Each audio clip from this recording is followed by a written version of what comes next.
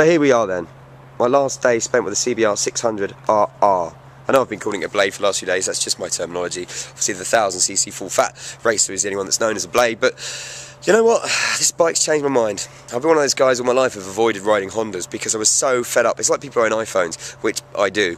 You know, they go on about them all the time, about how amazing they are, and you actually end up building this antithesis, hatred towards it, without actually having tried it. Oh, I know it's supposed to be the best all-round bike, but, you know, it hasn't got the extremities of the R6 or the Ninja or the Gixxer 600, hasn't got, you know, the exceptional performance or the kind of standout categories that it has, but the others have, but that's the whole point. And this is what everyone who rides a Honda always says to you. They say it all comes together because it's just the best overall package. You know, it may not excel in any of the individual categories, but overall it's pretty much perfect. And you know what, I hate to say it, I've got to agree. Obviously this is the 06 model and I don't think it's the best looking bike in the 600 category market, but let's be honest, it still looks pretty damn fine, especially these scoopy bits here. They look nice with the red, blue and silver.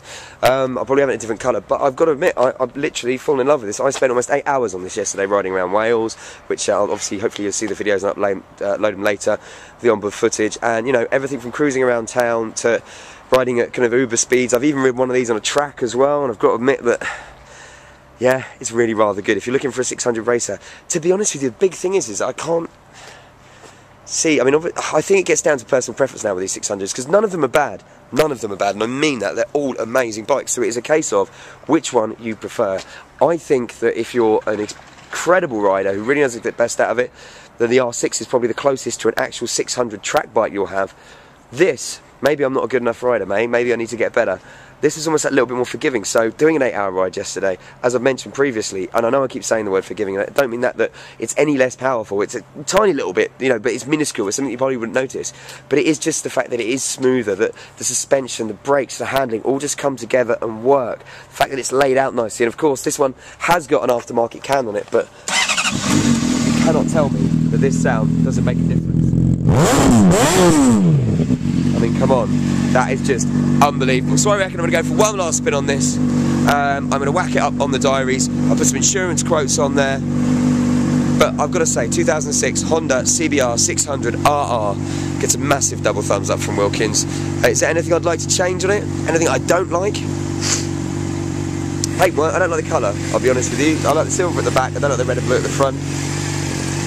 But obviously you can change that. Again, I do think the styling, this is obviously the 06 and not new one, could be better, and they can make it a little bit more modern. But as I say, as a bike to ride, I'm actually tempted to buy one, which I'm actually tempted to buy this one almost, to be honest with you, because of the colour scheme. But then that colour scheme's not exactly bad.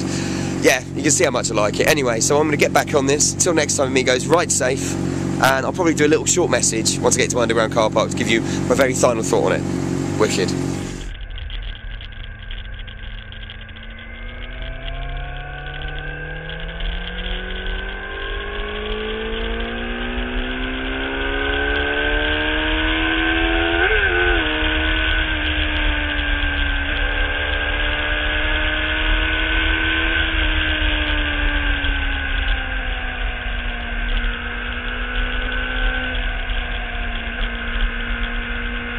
Okay then, just got back to the underground car park. As you can see, I've just parked up the beast, the CBR600RR there. Just took it for a nice kind of quick half-hour, 40-minute blast after doing so many miles on it yesterday. I'm just a bit tired, to be honest with you, and it's not that, but it's so addictive, and that blatantly you get on this thing, you can spend all day on it. Trying to sum this up then. Okay, I've ridden a number of the 600 full-on sports bikes in different variations in the last few weeks. Obviously, the only thing I can really compare this to is the R6, which I've ridden, and other big full-fat super bikes.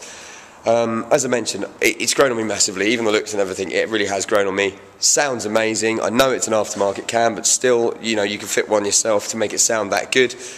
Performance-wise, 600 bikes are so much fun, you know. If you are learning, you obviously wouldn't want to get one of these straight away, although this is more forgiving and, you know, easier to ride fast than the R6, for instance. I still would recommend getting a CBF600 or something like the SV650 I'll be riding next week.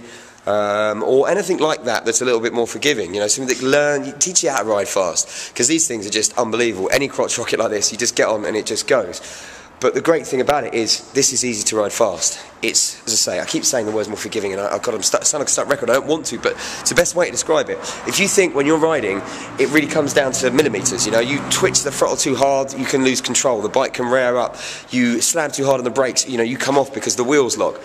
That's what I'm talking about in forgiving. The better rider you are, obviously the more control you want over these things. You don't want something kind of stopping you having the ability to really stand on the brakes, or stopping you having that ability to really flick out the back.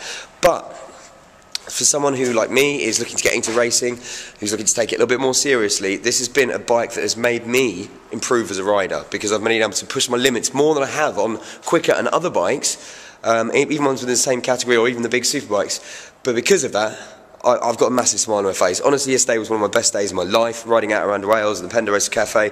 Just unbelievable, and I owe that to this. Those memories that I have of tearing through Wales, obviously well under the speed limits, but you know, and driving through that amazing scenery will always be associated with this bike and the sound that it made doing it. I would have to get earplugs if I want a regular basis, ride on a regular basis, because it is that loud. But yeah, considering that second-hand 2006, you probably pick one up for about 3-4 grand, good low mileage one. That's got 4,000 miles on the clock. I reckon you should pop into Brindley Honda, maybe go get one, maybe even buy this one, because it'll be going back there in a couple of days. But if not, as I've mentioned before, so many good 600 racers out there. You can get them cheap, you can get them good. Make sure you know what you're doing before you get on one. Don't just go and do your test, or having not ridden for ages, go grab one, because you will scare the living daylights out of yourself and maybe have an accident. But once you're feeling confident, once you've got that experience, you fancy something a bit more lively, I'd say go for something like this. The R6 obviously looked completely different. If that tickles your fancy more, if you want more of a track day experience, go for that. If you're on a bike you can get on, ride every day, and yet still have that experience of riding a track bike on the road, that's a great example of some fine mechanics work and some awesome Honda-ness. Right, and tomorrow we move on to the next one, which is, as Monty Python would say, now for something completely different. Honda, bye-bye, Harley, hello, XR1200.